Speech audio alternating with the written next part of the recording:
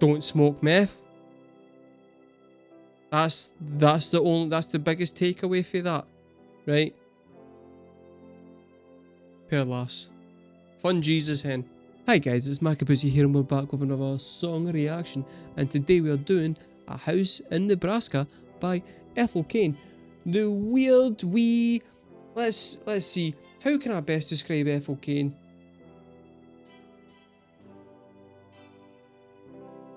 She's a bit like if Billie Eilish fucked witchcraft. I think that's appropriate to say. So we're working our way slowly through the Preacher's Daughter album, and we've done the first 2 tracks already, and now we're on to A House in Nebraska. I have decided, for some reason that I will never quite understand, that I'm going to try and follow the story of this album, because it's a concept album with a whole story, by just kind of vaguely paying attention to the lyrics and then waiting like a week to do the next song with no reminder as to what the fuck was happening in previously in the story. So if I get it wrong at any point, or I go the week and I forget, I'm just going to make up details as I go along, and we're going to see how close at the end of this album did I actually get to figuring out what the hell the story of this album was all about. So at the moment, I've got... She's a young lass, a religious upbringing. Her dad might have been a preacher, who knows? It would make sense, but could also be a metaphor. She's grew up and she's religious, and then as she's got into like her teenage years and she's had a rebellious phase and she's trying to figure out the world for herself and where she fits in it and her ideas on the world, then she's realizing that the solace that she used to find in Jesus, she's no longer being comforted by, and so she's then kind of rejecting the whole religious ideology that her family is pushing onto her, which is making her feel quite lonely and isolated. Things that teenagers already go through at the best of times anyway, is exacerbated by her loss of religion. That's what I've got so far. So now we've got A House in Nebraska. I don't know what that's got to do with anything, but the last song, American Teenager, had, like, the lyric video that I watched had the title in the same font as American Football, the Midwest Emo Band, and I'm pretty sure, although I could be wrong because my American geography shit, that Nebraska is in the Midwest. So it could be that she's run away from home and ends up in a home in Nebraska. Who the fuck knows? I don't know. I'm about to go and try and find out. If you would like to find out too, come on a journey with me, because we're about to listen to this song, so shut the fuck up.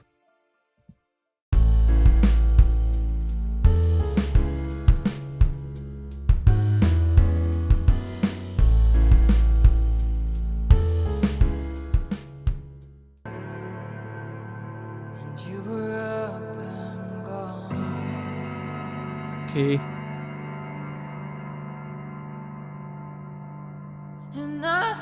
Okay. Well, this is instantly vibey. Not necessarily in a good way. It's moody.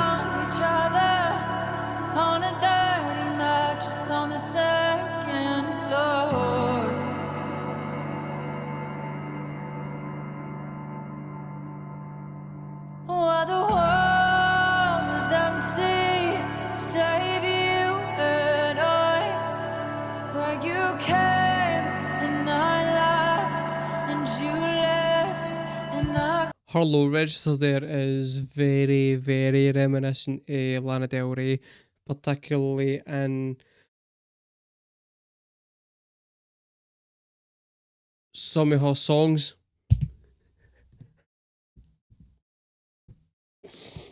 Ooh.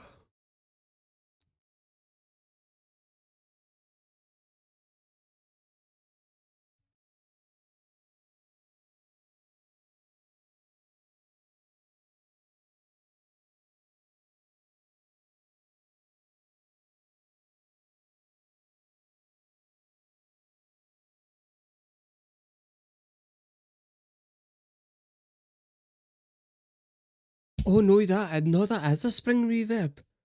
See, it's got that kind of shaky quality. See if you listen right really closely, she's hitting the chord really hard to really push the reverb on it, so that the reverb's lasting the amount of time that it needs to get to the next chord hit. And as it's starting to die out, when it's getting to the next chord, there's like a wee wobble because it's a spring reverb, so it's got a natural kind of vibration to it that, as it lengthens, becomes more pronounced, which is fucking nice. And it's also just got a really nice organic tone to it. Like there.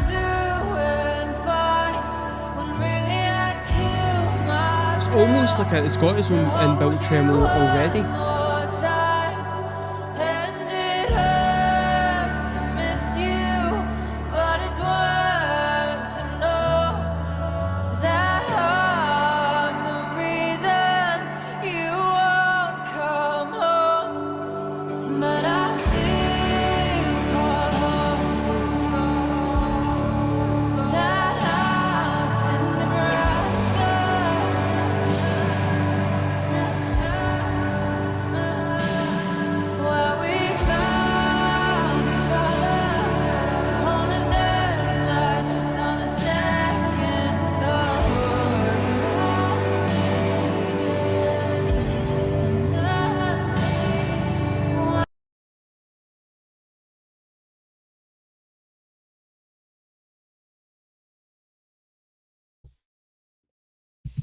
Going to make an assumption at the moment that she's ran away from home and she's ended up homeless, sleeping rough in like an abandoned house in Nebraska with a meth addict who is smoking the meth, but he's also shooting junk into his left testicles. I don't know why I said plural there. I'm assuming they're both just hanging to the left, which is just a weird situation that the man's got going on. Don't smoke meth. That's the biggest takeaway for that, right? Poor lass. Fun Jesus hen. It's not too late. It's not too late to fund Jesus.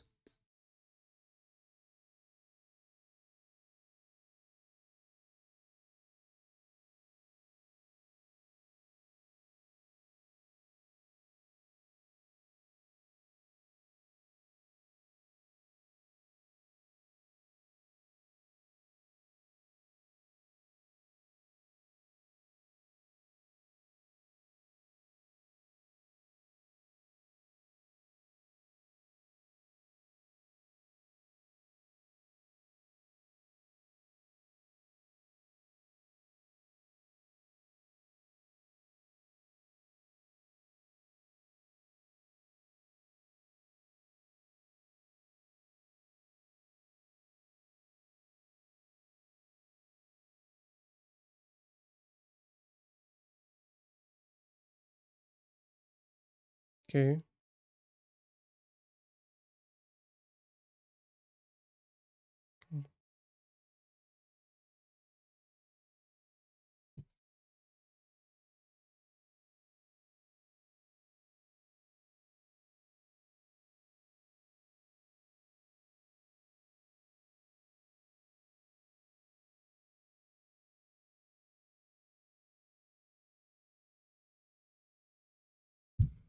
Right, so she's blaming herself. So she got together with this meth addict who's then fucked off to go and buy more meth, right?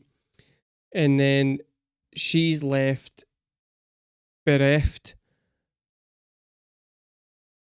in Nebraska. And the mum's phoning up to go, "You alright, sweet pea?" And she's no alright. She's no alright because she needs Jesus. But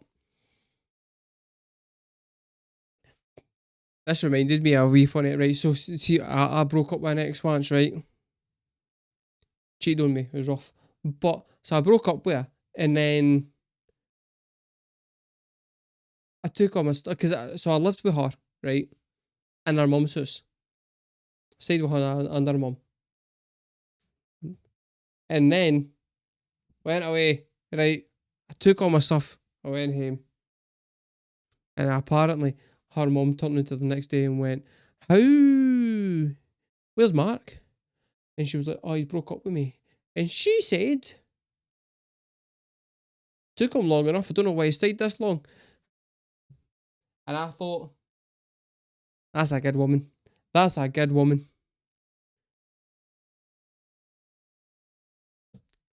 Anyway, point is, right, is that she's currently sitting here blaming herself for this breakup.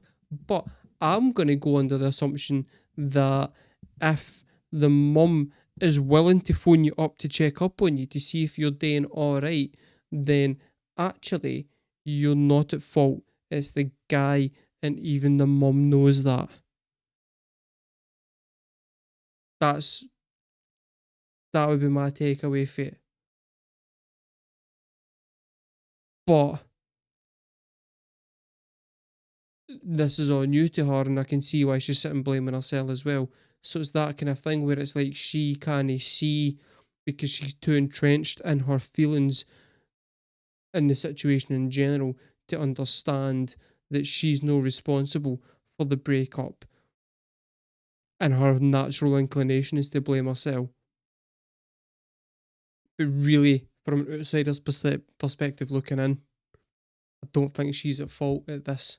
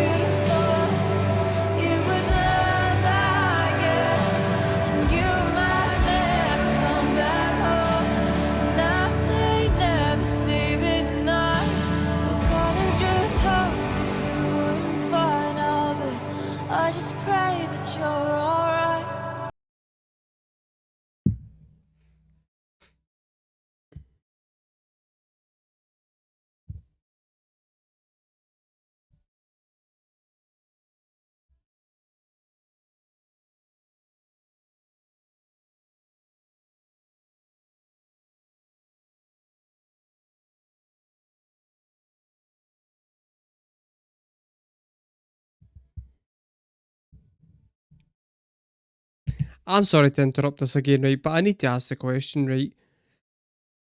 I assume when she was making this,